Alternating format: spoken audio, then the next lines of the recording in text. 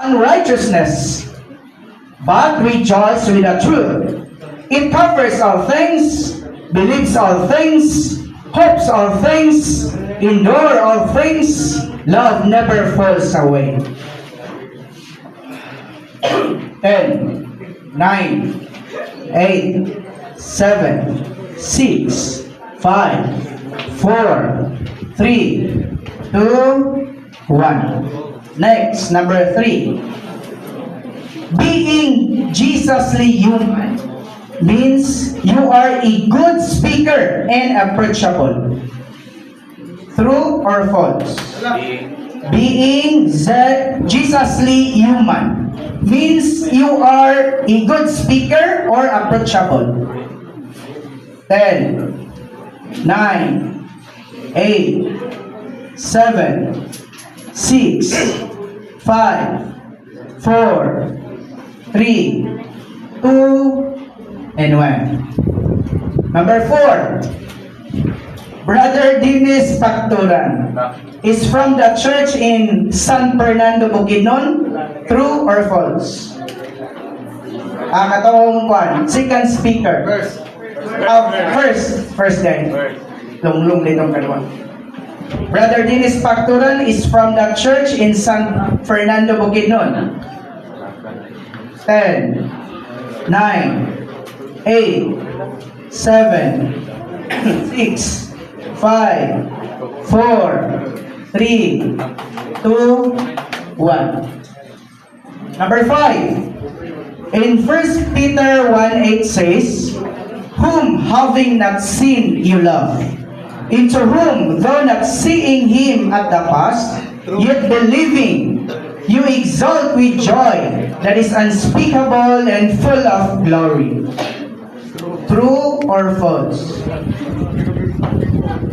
1 Peter 1:8 says, whom having not seen you love, into whom though not seeing him at the past, yet believing you exalt with joy that is unspeakable and full of glory.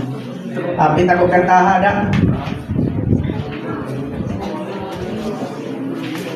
Then 10, 9, 8, 7, 6, 5, 4, 3, 2, and 1.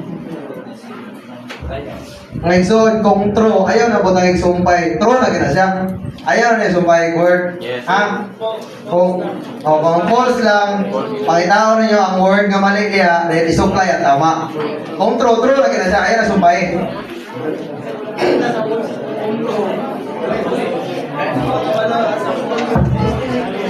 Number 6.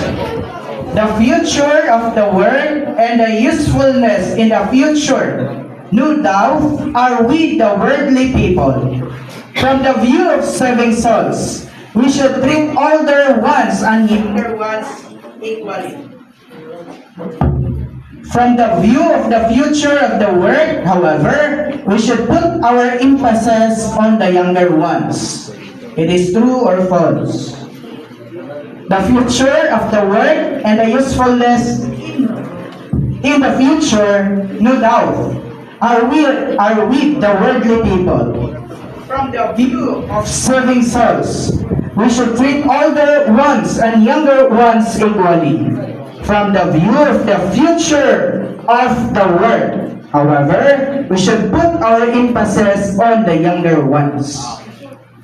10, 9, 8, 7, 6, 5, 4, 3, 2, and 1.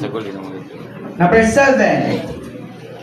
The urgent need in the Lord's work today is that we will do the campus work to gain the young people for the Lord's recovery, that we may have a promising future.